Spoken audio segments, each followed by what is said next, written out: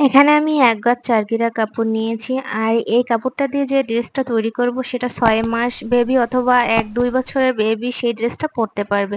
তো চলো কিভাবে এই ড্রেসটা কাটিং করলাম। প্রথমে আমি কাপড়টাকে মাঝখান দিয়ে ভাঁজ করে দেন আরেকটা ভাঁজ করে মোট ৪ টা পার্ট করে আমি চওড়া ৭ ইঞ্চি এইভাবে কেটে নিয়েছি।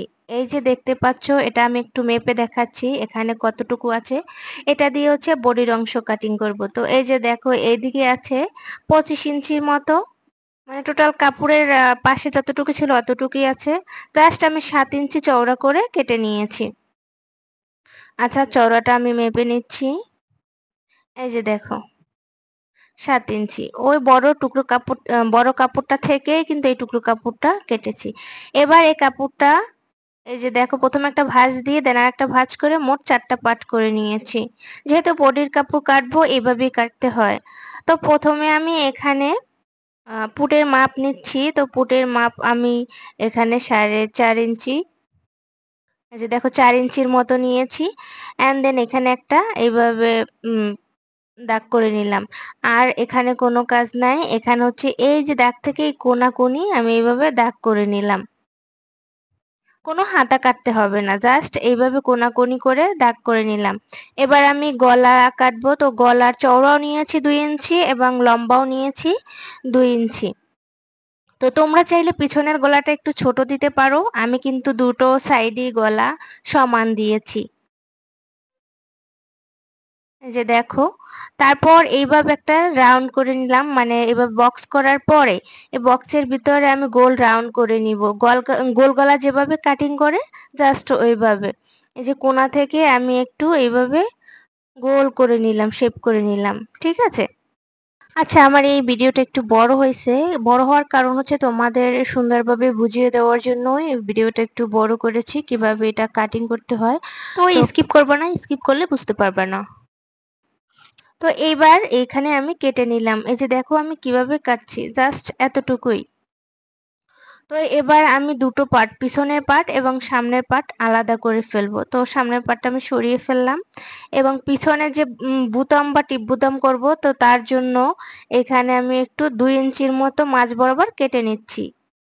এই যে কেটে নিয়েছি, এটা হচ্ছে পিছনের সাইড। এবার আমি এই বডির প্রথম অংশ কেটে নিলাম এবং এই বডির নিচের যে কুচির অংশ হবে সেটার জন্য আমি এই কাপড়টা নিলাম। তো এই কাপড়টার এইদিকে আছে, মানে লম্বার দিকে আছে 25 ইঞ্চির মতোই, আর এই যে চওড়া দেখো 10 ইঞ্চির মতো। তো এখানে কিন্তু দুইটা পার্ট হবে। এই যে দেখো এটা হচ্ছে খোলা সাইড, এই বন্ধ সাইডটা আমি এখন কেটে নিব, তাহলে এখানে সামনে পিছনে দুটো পার্ট হয়ে যাবে। তারপর কিভাবে কাটছি সেটা তোমাদেরকে দেখাচ্ছি। তো এই যে দেখো এটাকেও আমি এই মাঝখান দিয়ে ভাঁজ করে নিলাম, দেখছো? ভাঁজ করার পরে এবার এই যে কোণা থেকে খোলা সাইড থেকে এভাবে 3 ইঞ্চি উপরে এভাবে দাগ করে নিলাম। এবার এখান থেকে 4 ইঞ্চিতে আমি এইভাবে দাগ করে নিলাম। তারপর এখানে হাত দিয়ে এভাবে একটা শেপ করে নিচ্ছি। আচ্ছা তোমরা যদি না বুঝে থাকো তাহলে কিন্তু কমেন্ট করবা, আর কত বছর বেবির জন্য ড্রেসটা তৈরি করতে চাও সেটাও কিন্তু কমেন্ট করে জানাতে পারো। তো এই যে দেখো কাটা হয়ে গেছে। এবার এটা যখন আমি সেলাই করব এভাবে কুচি দিয়ে নিব, সেটা আমি তোমাদেরকে আগেই দেখিয়ে দিলাম।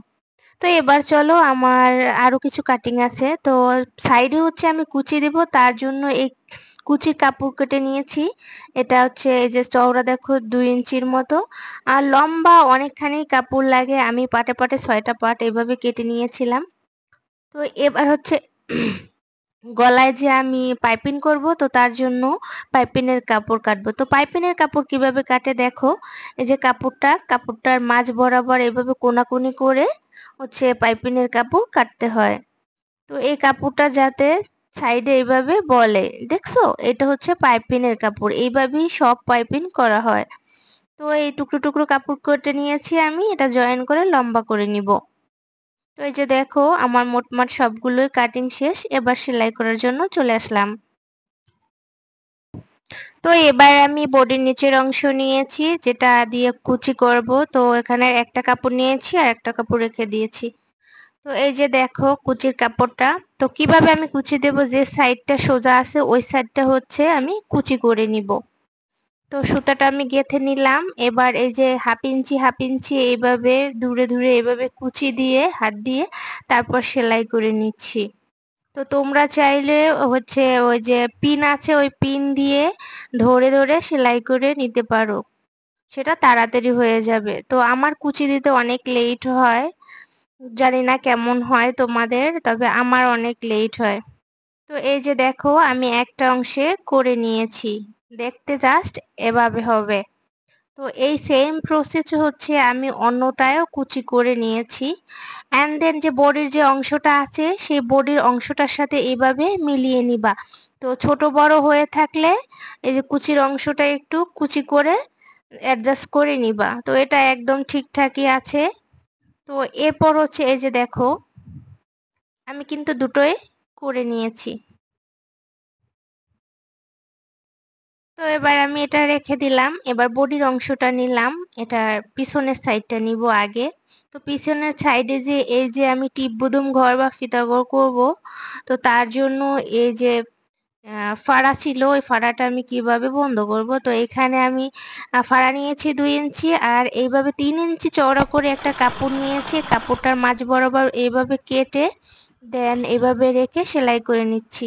এখানে জামার কাপড়টা আমি সোজা সাইডে রেখেছি এবং পট্টির কাপড়টা উল্টো সাইডে রেখেছি। এরপর সেলাই করে নিয়েছি। এখন এই পট্টির কাপড়টা আমি জামার কাপড়ের উল্টো সাইডে নিয়ে যাব। হাতের নখ দিয়ে একটু প্রেস করলেই জাস্ট বসে যাবে। এই যে দেখো বসিয়ে নিয়েছি। এবার উল্টো সাইডেও এইভাবে ভাঁজ করে আমি সেলাইটা করে বসিয়ে নিব।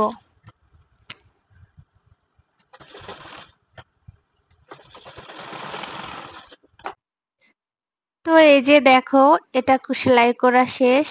এবার আমি সামনের পার্টটা নিলাম। তো এই পিছনের পার্টটা আমি সোজা সাইডে রেখেছি এবং সামনের সাইডটা পার্টটা আমি উল্টো সাইডে রেখে শোল্ডার জয়েন করে নিব। তো ভিতরের দিকে দুটোরও ভাঁজ সাইড থাকবে, মানে সোজা সাইড থাকবে। তো শোল্ডারের এখানে ডাবল সেলাই করে নিব। সিঙ্গেল সেলাই দিলে ছুটে যাওয়ার সম্ভাবনা থাকে, তো তোমরা চাইলে ডাবল সেলাই করে নিতে পারো।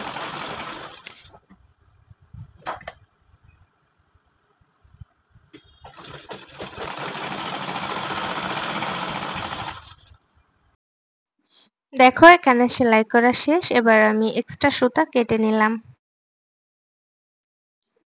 তো এই পার্ট সেলাই করা শেষ। এবার আমি এই যে পাইপিনের কাপড় কেটেছিলাম এটা কিভাবে জয়েন করতে হয়, তো এই তোমরা চাইলে সোজাসুজিও জয়েন করতে পারো। তো এই যে কোনা কোনা বের হয়ে আছে এইভাবে যদি সেলাই করো তাহলে কাপড়টা অনেক লম্বা হবে। তো অনেকে হয়তো পারো না কিভাবে সেলাই করতে হয়, দেখে নিতে পারো। জাস্ট একটু দেখো আমি কিভাবে কাপড়টা রেখেছি।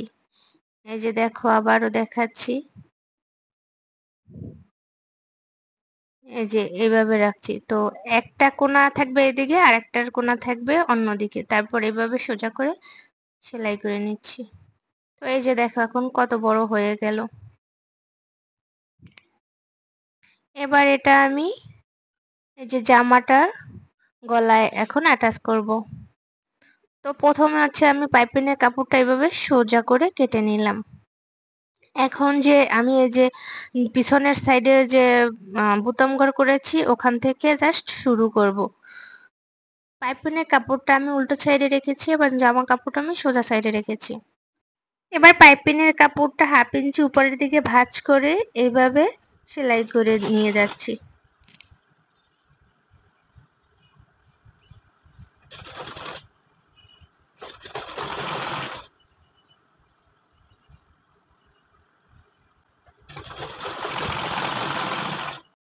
এখানে বেশি টানাটানি করবা না, খুব আস্তে আস্তে কাজ করার চেষ্টা করবা।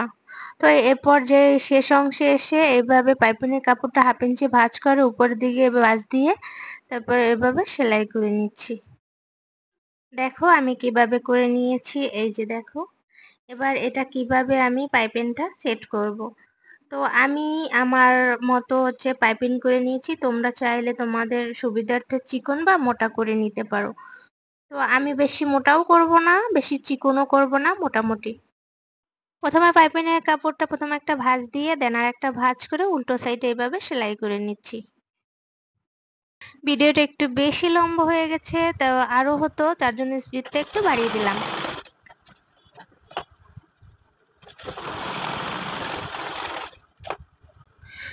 তো এই পর্যায়ে কিন্তু পাইপিং লাগানো শেষ। সবচেয়ে কষ্টকর বিষয় হচ্ছে এই পাইপিং লাগানোটা। তো এটা শেষ, এখন ঝামেলায় একদম মুক্ত। এবার এই যে সাইড থেকে বডির নিচের অংশে যে কুচি করে রেখেছি, তো ওই কুচিটা আমি এখন জয়েন করে নিব। এই যে দেখো, জামার কাপড়টা আমি সোজা সাইডে রেখেছি এবং কুচির কাপড়টা আমি উল্টো সাইডে রেখেছি। এন্ড দেন এখান থেকে সোজা সেলাই করে যাব। আসলে সত্যি কথা বলতে এই ড্রেসটার ভিডিও দেখতে যতটা না সুন্দর হয়েছে, এটা বাস্তবে দেখতে অনেক কিউট আর সুন্দর হয়েছে। ভিডিওতে তেমন একটা স্পষ্ট আসে নাই, কিন্তু বাস্তবে এটা বানানোর পর দেখলাম যে অনেক সুন্দর হয়েছে। তো এই যে দেখো, এক সাইডে আমার কুচি লাগানো শেষ এবং সেম প্রসেসে অন্য সাইডেও আমি এভাবে কুচি লাগিয়ে নিয়েছি। এই যে দেখো এভাবে। তো তোমরা চাইলে এখন এখানে চাপ সেলাই করে নিতে পারো। এবার হচ্ছে আমি এই জামাটার সাইডে কুচি লাগাবো। তো এই জন্য যে আমি এই কুচির কাপড় কেটে নিয়েছিলাম, এখন আমি এটাকে কুচি করব। তো একটা সাইড থেকে এভাবে প্রথমে একটা ভাঁজ দিয়ে দেন আর একটা ভাঁজ করে এভাবে সোজা সেলাই করে নিচ্ছি।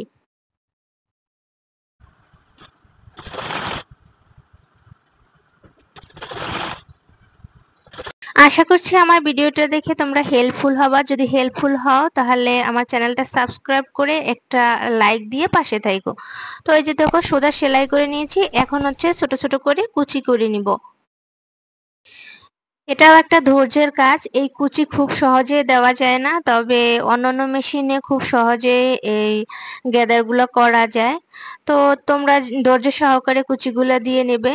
এই যে দেখো, আমি অনেকগুলা কুচি করে নিয়েছি, এবার এটা জয়েন করব।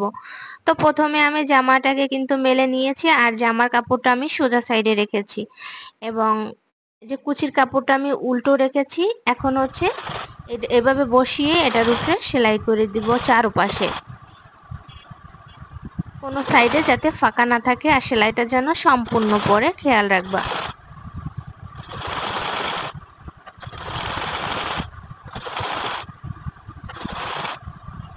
তো এই তো আমি চারপাশে দিয়ে নিয়েছি। এবার এই যে এখানে কিভাবে জয়েন করব। তো এই যে দেখো আমি কিভাবে জয়েন করে নিচ্ছি। আগের কাপড়টার উপরে 1/2 ইঞ্চি বেশি রেখে এভাবে সোজা করে ধরে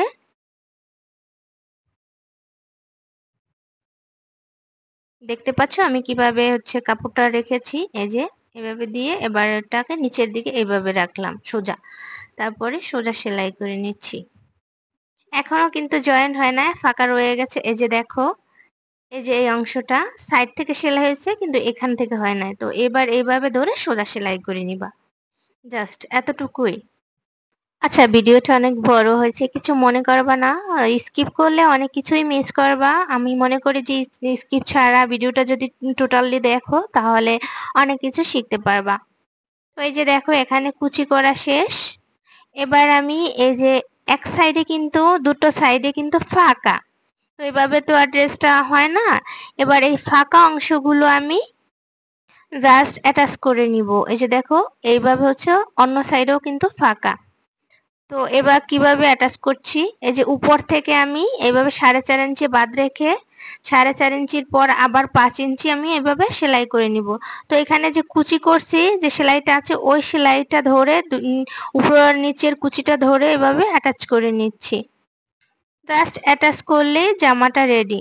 আর ওইদিকে আমি হচ্ছে পিছনের যে টিপ বুদুম লাগাবো ওখানে আমি ফিতা করে নিয়েছি। এটা খুব সহজ, তোমরা চাইলে করে নিতে পারবা। আর একটা কালো বো করে নিয়েছি। বো কিভাবে তৈরি করে আমার চ্যানেলে দেওয়া আছে, সেখান থেকে দেখে নিতে পারো। তো এই তো জামাটা প্রায় রেডি। তোমাদের এই ভিডিওটা কেমন লেগেছে জানাবা। আর কত বছর বেবির জন্য এই ড্রেসটা তৈরি করতে চাও সেটা কিন্তু কমেন্টে বলে দিতে পারো। ঠিক আছে, এই যে দেখো হাতা হয়েছে, এই যে। ওকে, তো আজকে এই পর্যন্তই। আমার জন্য দোয়া করবা, আমি যেন তোমাদের সুন্দর সুন্দর ভিডিও উপহার দিতে পারি। আর আমার চ্যানেলটা কিন্তু লাইক শেয়ার করে পাশে থাকবা। আল্লাহ হাফেজ।